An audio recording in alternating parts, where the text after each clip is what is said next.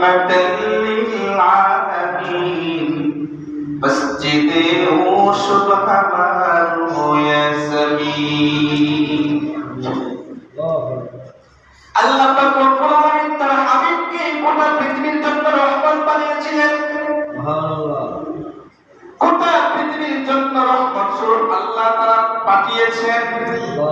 আর তার হাবিবকে বলে দিয়েছিলেন, ও আমার হাবিব, গোটা পৃথিবীর সমস্ত জমিন আমি আল্লাহ আপনার জন্য সিজদার জায়গা বানায়া দিলাম। সুবহানাল্লাহ। কিন্তু এই দায়িত্ব আমি কোন নবীর উম্মতকে দেই নাই। অন্যান্য নবীর উম্মতের নামাজের জায়গা নির্ধারিত ছিল মসজিদ জায়গা, ওই জায়গা ছাড়া কোথাও তারা নামাজ পড়তে পারতো না। কিন্তু আখিরি জামানার নবীর উম্মতকে